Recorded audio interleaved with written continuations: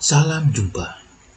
Pada video kali ini, kita masih akan membahas mengenai analisis data kualitatif menggunakan software Envivo. Oke, saya buka dulu softwarenya. Nah, yang saya buka ini sudah termasuk dengan data ya. Jadi, saya sudah menginput data dan sudah melakukan pengkodingannya terhadap data-data yang saya masukkan tadi. Oke, kita tunggu beberapa saat. Ya, ini agak berat karena sudah terlalu banyak data di dalam laptop saya sehingga agak lama ya. Oke, jadi pada video kali ini kita akan mempraktikkan penggunaan sebuah fitur yang ada di dalam Envivo yang dinamakan Group Query.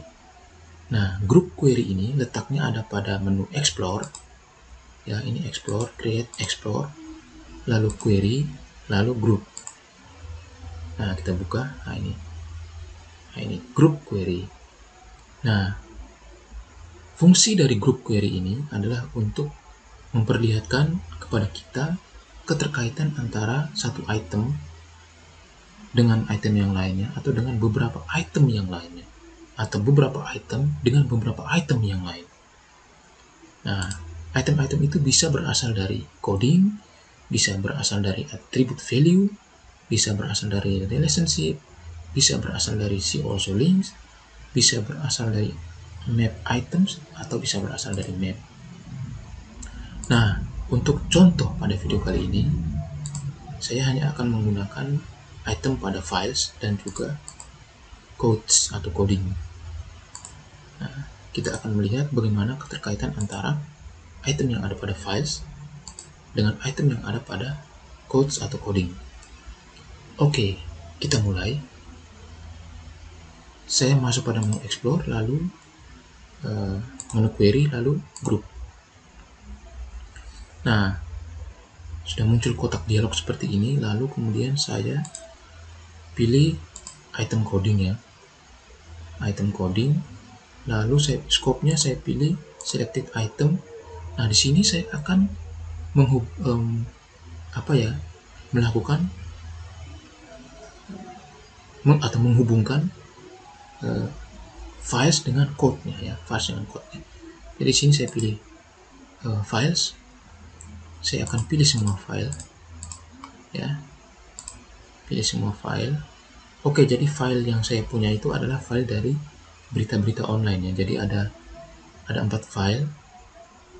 Itu dari berita online dari Kompas, lalu dari Antara News, lalu dari Tempo, dan satunya dari, saya lupa ya, satunya dari apa gitu ya. Tempo ya, satunya dari Tempo kalau saya tidak salah.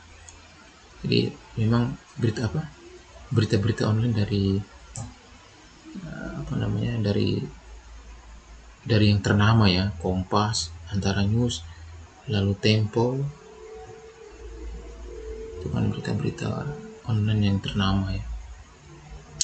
Nah, tadi saya sudah masukkan ya selected item. Saya masukkan filenya, lalu kemudian selected itemnya saya masukkan codingnya ya. Saya masukkan codingnya semua. Ya, lalu kemudian saya run. Oke, kita lihat ini. Jadi koran Tempo itu keterkaitannya dengan coding-coding ini. Lalu Kompas itu keterkaitannya dengan coding-coding ini. CNN Indonesia keterkaitannya dengan coding-coding ini. Lalu Antara News keterkaitannya dengan coding-coding ini. Nah, kita juga bisa melihat keterkaitan ini melalui visualisasi ya. Jadi ada map, connection map. Nah, kita buka. Nah, mungkin saya pakai undock saja supaya lebih jelas terlihat. Oke, connection map, ini visualisasinya seperti ini. Keterkaitannya kita lihat koran Tempo itu dia terkait dengan hampir semua coding ya, tetapi ada tematik coding tertentu yang tidak terkait dengan koran Tempo, yaitu rumah warga terendam banjir rumah warga terdampak banjir, dan rumah warga Palestina. Artinya, koran Tempo itu tidak membahas atau memberitakan mengenai topik-topik ini. Topik-topik ini itu tidak dibicarakan oleh atau tidak diberitakan oleh Tempo. Lalu kemudian harian Kompas kita lihat hampir semua, lalu dia hampir sama dengan koran Tempo, dia juga tidak membahas atau memberitakan mengenai ini ya, mengenai ini rumah warga terendam banjir ya, lalu terdampak banjir warga Palestina, itu tidak dibicarakan oleh harian Kompas ya. Nah, oh ya, untuk harian Tempo ini dia juga tidak membahas mengenai timnas ya. Nah, mengenai timnas, jadi timnas Indonesia ini kita tidak tahu ini timnas apa ya, mungkin timnas sepak bola ya. Karena memang baru-baru ini kan lagi viral itu timnas Indonesia ya, pertandingan dari timnas Indonesia melawan beberapa negara di kualifikasi kalau tidak salah. Nah itu, jadi koran Tempo tidak membicarakan ini timnas Indonesia. Koran Kompas lalu CNN Indonesia itu juga tidak membicarakan tentang ini. Sama dengan harian Kompas, dia tidak membicarakan atau memberitakan mengenai rumah warga terendam banjir, rumah warga terdampak banjir, dan rumah warga Palestina. Nah, untuk warga Palestina ini mungkin terkesan sensitif mungkin ya pemberitaan, karena ini mungkin terkait dengan Israel juga ya, jadi mungkin agak sensitif sehingga untuk koran Tempo lalu Kompas dan CNN ini tidak bicarakan. Nah, tetapi untuk Antara News itu semua dia bicarakan ya, semua topik tematik coding ini dia bicarakan. Bahkan sampai dengan rumah warga Palestina pun dia bicarakan. Itu untuk Antara News ini. Oke, jadi seperti itu ya. Nah, kita bisa juga melihat keterkaitan antara coding dengan coding ya. Misalnya saya mau lihat keterkaitan antara, misalnya coding ini saya mau lihat DKI Jakarta dengan coding yang bicara mengenai COVID. Misalnya kasus COVID, lalu pandemi COVID, pasien COVID, penanganan COVID, pengendalian COVID, penurunan COVID, penyebaran COVID, positif COVID, vaksin COVID, vaksinasi COVID. Oke.